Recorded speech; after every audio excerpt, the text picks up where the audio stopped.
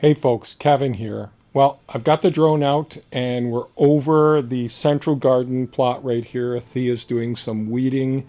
You can see the little white dot. That's Thea working in the central garden plot. We're turning around and flying over the workshop here. So today's June 18th, 2022, and 1 week ago I got the Skydio 2, the autonomous using artificial intelligence drone. It has obstacle avoidance. Now, we're not doing any obstacle avoidance in this video. I just wanted to get, since the winds were calm, it wasn't raining, it wasn't really overcast, I wanted to get the drone up and do some aerial shots of the property. So I'm heading south right now, heading over some of the ponds, and you'll see the solar panels, those two rows of black lines there, then pond 6 there. We're going to just head south and go down towards where the beaver ponds are, and then we're going to come back up. I did shoot some more video footage the following day, which isn't going to be in this video, but it'll show you some more clarity. So I'm going up in elevation here. You can see the beaver ponds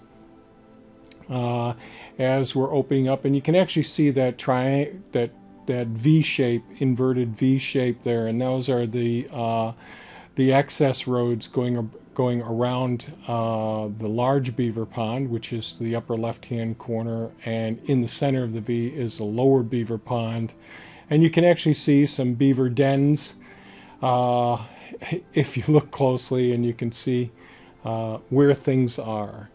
So now just panning up, and we'll be flying over the area that we just panned up there a moment ago in a future video. And so what we're doing today is just getting some perspective of the property from a couple hundred feet elevation. And so now we're facing north, and you can see the solar panels there. The neighbor's property is all the green. It looks like lawn. It's actually a pasture area for his beef cattle. To the right of the screen is mostly our property. And so what I'm doing now is going down in elevation, and I'll be backing up at the same time here.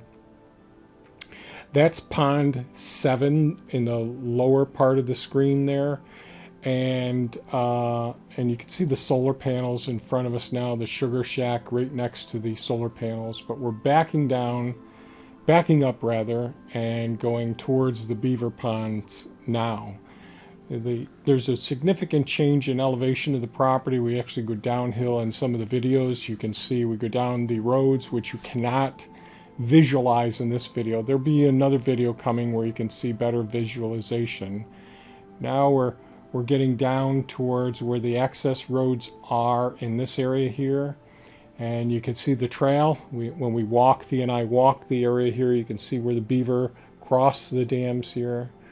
And this is a point where the trail cam, where you can watch some of the night vision of the all the wildlife in the area. Lots of activity down in this area. And so this is a large beaver pond ahead of us right now.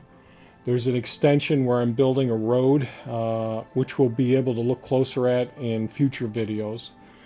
But I'm up by the house right now, so we're over 1,000 feet away from where I am, and I'm trying to get a sense of how comfortable I feel flying the drone so far away from me. So those are a bird's eye view of the access roads that I put in over the last few years, where the beaver dams are located. 2 of the beaver dams are located, and that's area that I'll be working on further over the next couple of years, and putting in further access roads as well. So now we're panning back up and looking at the property, and we're going to start flying up, and we're going to go up over some of the area, and we'll be looking at some of the ponds, some of the spillways, some of the buildings as we fly further north.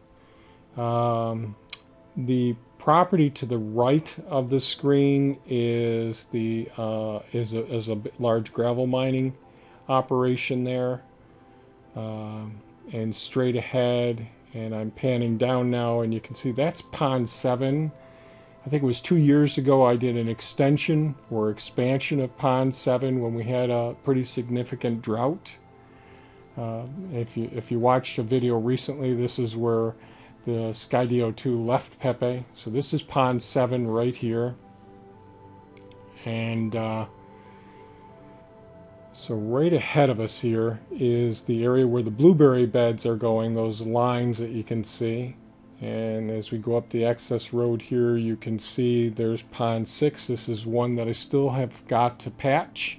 And then that bare area there is where we just planted all of the raspberry beds there, replanted those.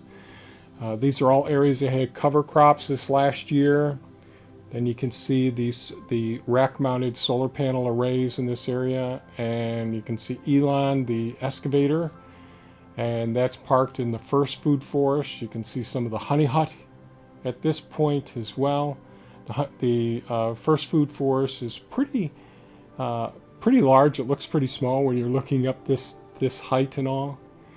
And you can see in the top of the screen, you can see the workshop and some of the garden beds as well. Now you can see pond 4, with all the lily pads around it, and the bioremediation, part of the bioremediation canal systems. The greenhouse to the left of the top of the screen. The workshop has the western garden plot on the left side, the central garden plot where Thea's working, which has all the weed mats in it there. And now we're panning to the right, looking at one of the gazebos, which we seldom get a chance to go out and sit in. And on the other side of the gazebo there is pond 3, which is in the forested area there, and that's one of the areas that I'm working on now, over in that area. You can see part of the eastern garden plot as we're flying in this direction, the bioremediation canals below us there. Thea's working in the central garden plot, and we're coming up on the house now at the top of the screen, and you can see the area where the eastern garden plot and the handicap raised beds are on the right side of the screen right now. There's Thea working in the central garden plot.